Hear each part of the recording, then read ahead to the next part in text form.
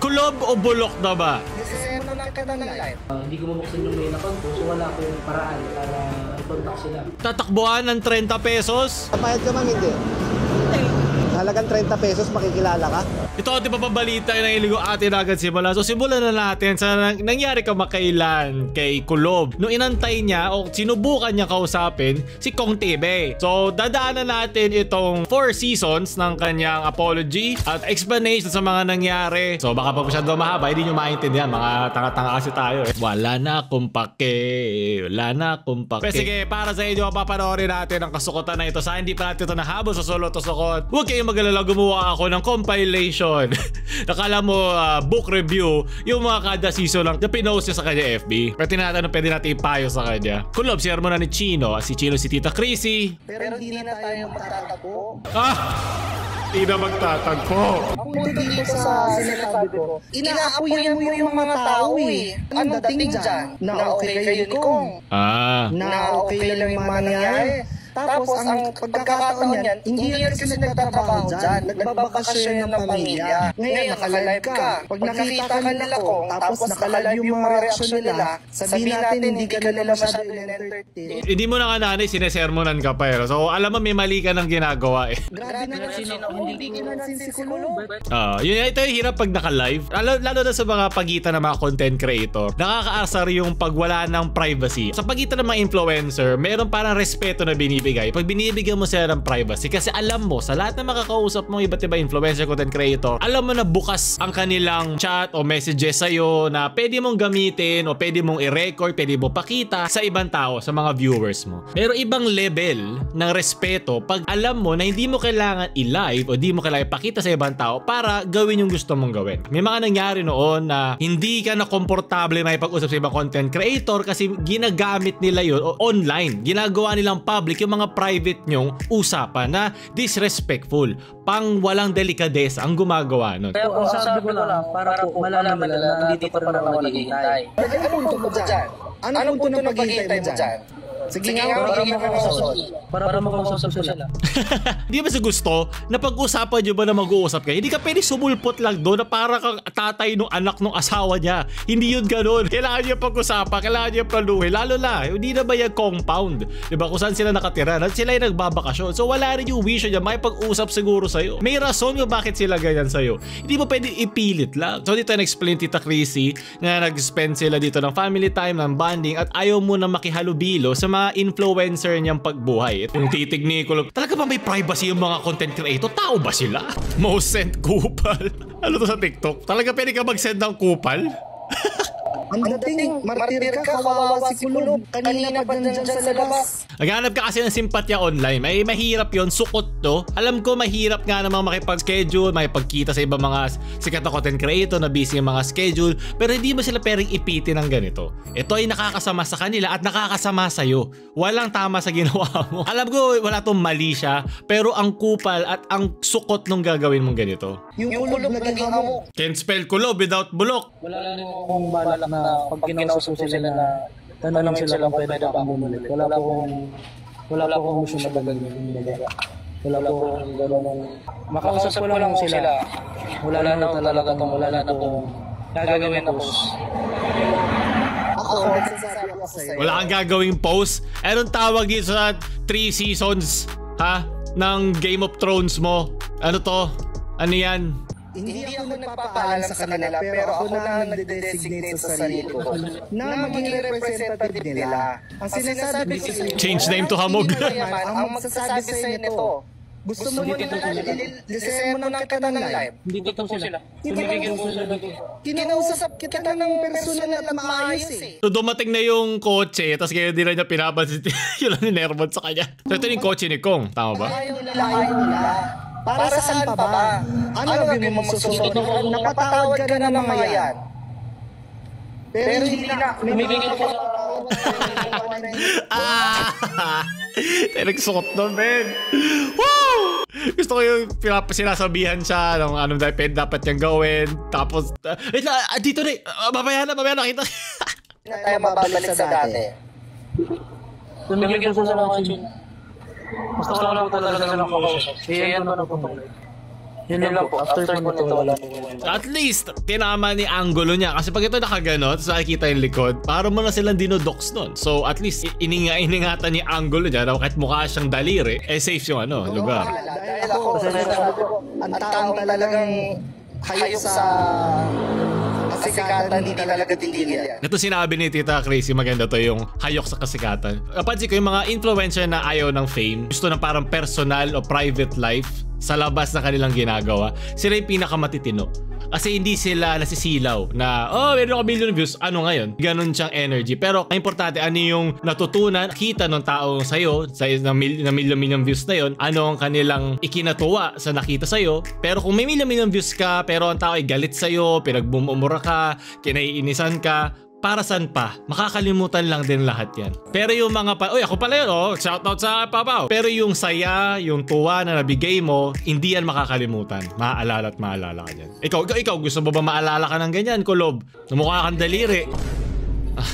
Hindi ko siya maseryoso sa mukha, sorry. So siguro nakausap niya off live yung Team Payaman. Hindi ko lang kung nagkausap sila. Pero naglabas na at ito ating compilation sa kanyang ngayon lang nakita ng apology videos na 3-4 na season.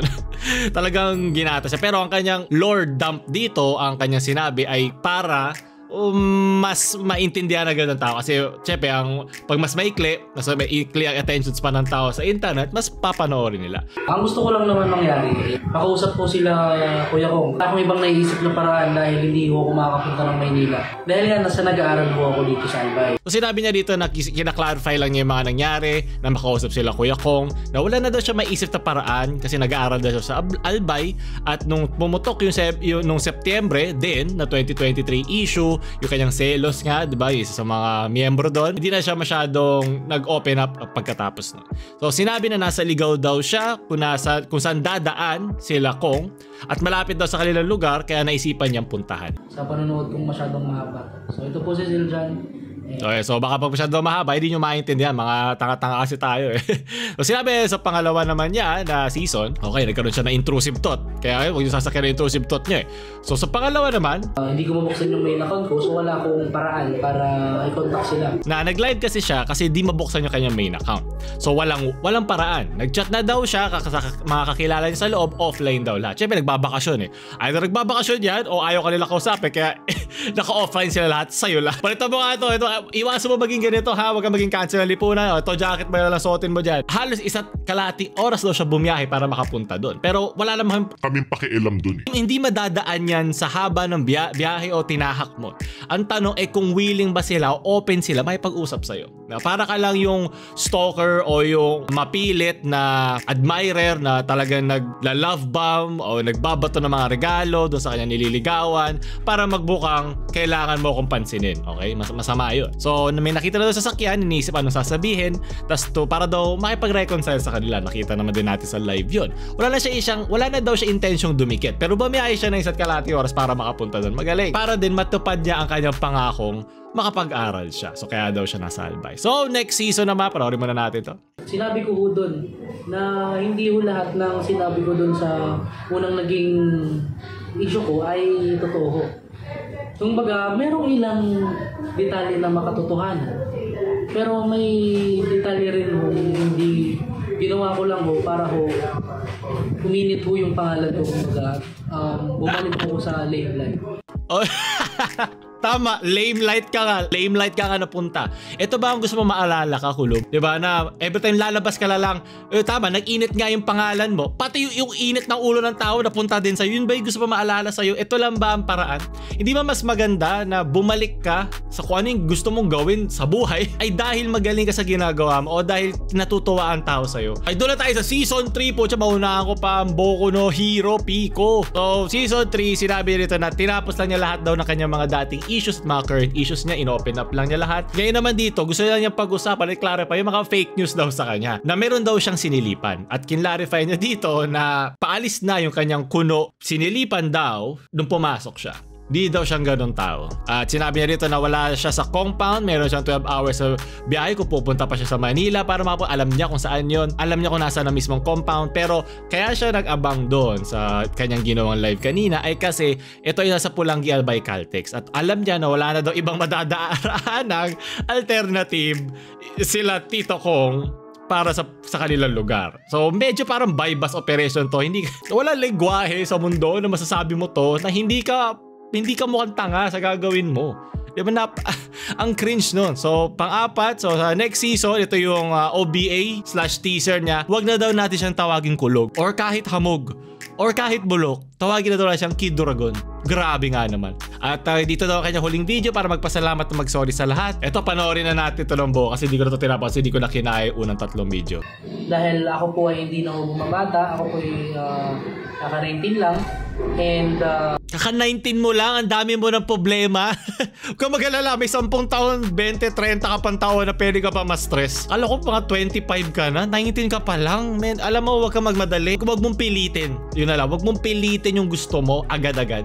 19 ka pa lang pala tayo. Marami ka pang hotdog na kakainin. Huwag ka mag-alala.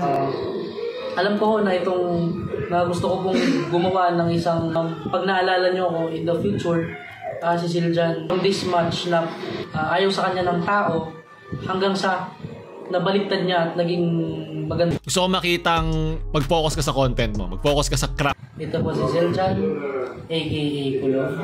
Kulong is signing off. Welcome, Kid Dragon. Maraming salamat. Hindi ko pa narinig yung Kid Dragon. Okay, congrats sa'yo. Example lang Ang pangalan ay pangalan lang. Wala may pakialam ng tao kung ano yung pangalan mo. Pero ano yung laman ng pangalan na yun? Ano yung naaalala nila pag sinasabi nila yung pangalan na yun? Ngayon, kung ikaw mismo, kahit ilang pangalan na ipalitan mo, Kid Dragon ka man o Butikid, ikaw mismo na paglalagyan ng pangalan na yun ay hindi magbabago. Wala lang din lahat yan. Ilan na pangalan na sa channel na to? Dr. Hippo, Boca Frappuccino, Marites, ngayon, James Yapper. Wala namang pakialam ng tao kung palit ako para 10 beses yan Pero kung yung sinasabi mo, yung pinapakita mo, meron ba talaga nag-iiba? So yun, good luck sa'yo. At kahit ano, baka mabigyan ka pa ng restraining order ng Team Payaman niya, itigan mo na yan. At sunod na balita kaya. Sunod na balita na nanalo ang Philippines bilang emerging sa Esports Awards. Of course, the Philippines! Mabuhay! Ay, pala si Trike. Medyo mahina audience natin. Pero maraming salamat. Marami kami ditong players at trash talkers. Ay, di na siya pinagsalita. Ganun lang, wala man lang. Woo!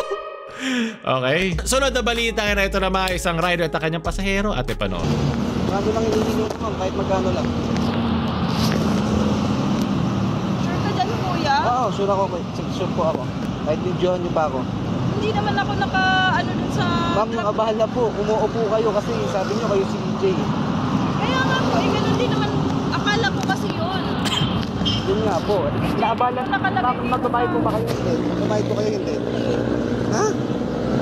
Seryoso kayo, ma'am? Magbabayad. Bakit po? Inabalan. So dito, di siya magbabayad kasi hindi niya pangalan yung nakita Hindi po ako, niya. ma'am eh. Inabalan niyo po. Naalala ko din sa farm, si Alice Hindi po ako yung rider niyo, ma'am. Yung ano lang, kahit magkano lang, ma'am. Gasolina lang, ma'am. Saka yung inabalan niyo sa akin. Gasolina, kuya. Andyan lang yung Grand Central, oh. Para NPC conversation lang to. So magkano ihingi? Kahit magkano nga lang, ma'am eh. O kaya nga, bakit hindi ka mag-ano ng pera na... O, 30. Bigyan mo ako 30 tapos. 30 pesos. Siguro kala ni ate modus to. Pero mali silang dalawa, di ba? 30 pesos. Kasi nag-accept sila pareho. Alam nila magkaiba yung pangalan at magkaiba yung ruta na pinakita nila sa isa't isa. Pero nagsisi-oo-han sila. Iba yung nasakyan ni ate. At pumayag si kuya. Saka yung gasolina. Kala ata ni ate modus to. Kaya siya, kasi ayaw niya mabigay kahit 30 lang O, sige ma'am, sige. Papayad ka ma'am, hindi. Hindi. Sigurado ka? Oo. Halagang 30 pesos, makikilala ka? O bakit ikaw din? Papakilala ka sa halagang 30 pesos? Ma'am, kayo yung nagkamali ma'am. Tinanong kita kung ano. Hindi mo pwedeng gamiting threat yung pagbibideo mo na para makikilala ka. Ano ba naman yan? Hindi ganoon ang hostisya. Pag-usapan nyo. Hindi yan ina-upload kasi gusto mo lang ng clout. Na naman tayo sa clout. Pangalan mo, EJ, umuo ka. Dapat kayo din. Nag-check din kayo. Ma'am, ikaw tinanong na nga kita eh. Nag-confirm ka na nga eh. Umuo ka na nga eh. Kaya nga sinakay kita eh. Kahit na, pareho kayo mali doon. 50% kayo pareho mali doon. Dapat dinoble check nyo ng sabay. At ito, kaysa ibibidyo-video pa natin, pwede po na i-report yan kung ano ba to, Lalamove, Grab, Angkas. Pwede nyo na i-report ng sabay. Ito kasi nangyari pag pagod ka na, mainit ulo mo. Kaya sa isang simpleng bagay, nagiging masyado pag big deal, nagiging masyado pa malalim. Pagtingin ako ng pangalan, ma'am. Paano ako nagkamali? Mali kayo ng pangalan pareho. Sana nga merong way yung mga apps na pag may mga ganitong pagtatalo, ang sasagot na lang yung mismong kumpanya, nakalaki ng mga patong naman ng mga yan. Hindi na dapat na peperwisyo yung boat na pasahero, pati yung rider. Pagkakamali nila. Tagal ko na po nagra-rider. Kayo ma'am, halagang 30, hirap na hirap kayo. Yung mga rider, yung gasolina. Ano ba kaikli yung... Saka yung oras. J. Oh. AJ yun, tas J. Grabe yun, ang malas naman nila pareho. Halos katunog pa nila yung mga pangalan na swap nila. Iba yung nasakyan ni ate. Kahit mag-video ka dyan, kuya. Grabe kayo ma'am, halagang 30 pesos. Hindi nyo maibigay sa rider. Grabe kami, naghahanap buhay lang kami ma'am. Naghahanap buhay din naman siya. Hindi mo pwedeng, alam mo, hindi ka pwedeng magpaawa throughout. I think dito yung prinsipyo na lang yung pinaglalaban. Hindi naman siguro yung presyo. Siguro kasi iniisip din ni ate na pag binigyan ka nga niya ng 30, magmumukha na tama ka. Diba? At sana merong paraan na hindi mapapaya yung parehong partido. Kasi di naman, pareho nyo tong kailangan pag-usap. Pareho nyo tong kasalanan eh. Na kayo dapat na mag-fix. 30 pesos, kuya. Hindi ako magbibigay kasi hindi naman ako na ano ng point ko, no? Kasi pwede kasi gawing modus yan, alam mo yun, na mamaliin na tapos mas maikli lang yung daan, di ba? Parang safe deal din to ni ate. Pero dito, syempre si kuya kasi sa dami, alam mo yun, sa tagal, naglalabas pa siya ng mga salita na iniinis lang niya para magkaroon ng reaction yung babae. Sana pag-usapan nyo na lang, kung hindi kayo, diba, we can agree to disagree. Kung hindi kayo nagkaintindihan, mag-reporta na lang kayo. Report nyo doon sa app. Kung ano yung nangyari. Maganda rin tong panahon na sana merong mga rules na pag nagkakaroon ng ganitong klaseng pagkakato. Kasi wala kang pwedeng sisihin dito kung yung dalawang sila eh. Sila mismong dalawa eh, diba? Na doon sa app, meron dapat pag nag-report, ang magbabayad nun or pag na-prove nga na hindi nila talaga na walang mali siya, yung kaya hindi siya modus, walang mali siya na nagkamali yung dalawa, eh babayaran na lang o hahatian sila pareho siguro nung mismong app. Hindi ko alam, hindi man ako magaling sa ganyan, pero mali na yung dalawa pang taong to yung nag-aaway na wala namang mararating kasi pareho sila may mali. Marami lang dito mga side comments dun throughout sa video na hindi na dapat sinasabi kasi may inis lang isa't isa. Doon tatapos ang ating balita na ngayon. Ako ulit si James Yapper, yung paboritong Yapperist na mamaalam. Shoo!